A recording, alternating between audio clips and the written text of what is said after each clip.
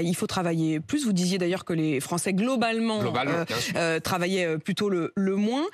Et en même temps, quand on regarde, il y a un certain nombre de métiers qui sont en tension. C'est aussi l'une des raisons qui pousse le gouvernement à dire, sur ces questions-là, les entreprises ne trouvent pas de candidats à l'embauche. On pense notamment au transport, on pense notamment à la santé, au bâtiment. Et donc, cela nécessite de créer un titre de séjour exceptionnel pour les étrangers. Au fond, vous êtes sur le même constat que le gouvernement, mais j'imagine que vous n'êtes pas tout à fait d'accord avec la solution.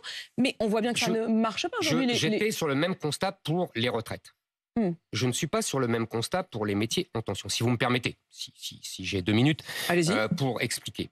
Ça fait 30 ans, 40 ans que j'entends cette petite musique.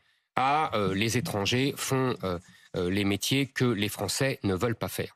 Et donc, du coup, régulièrement, on fait venir des immigrés pour cela. Le patronat, et une partie du patronat, se réjouit parce qu'il peut les payer moins cher. Et en plus, on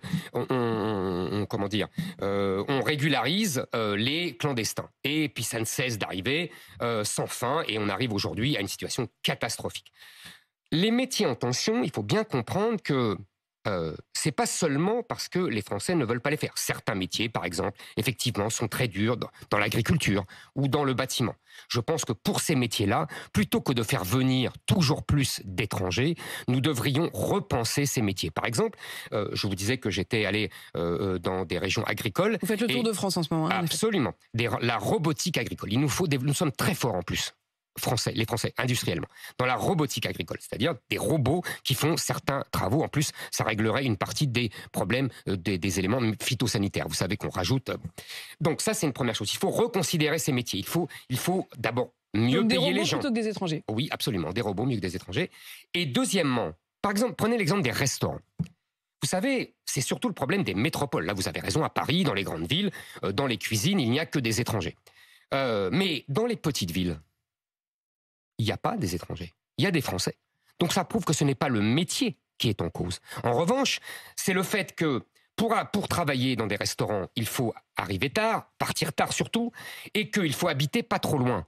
Or, les Français n'habitent plus à Paris. Je dis à Paris, je pourrais dire à Bordeaux. Il y a un problème de logement et de prix de l'immobilier. Exactement. Et ils ne peuvent pas vivre en banlieue proche parce que les banlieues proches sont islamisées et qu'ils ne se sentent plus chez eux.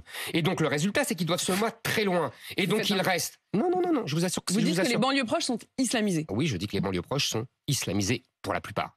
Il y a des îlots de non-islamisation. Mais quand je dis islamisé, ça veut dire qu'on y vit de moins en moins à la française et de plus en plus selon les canons de la civilisation islamique, avec de plus en plus de femmes voilées, avec de plus en plus de boutiques halal, de plus en plus de kebabs, etc., etc.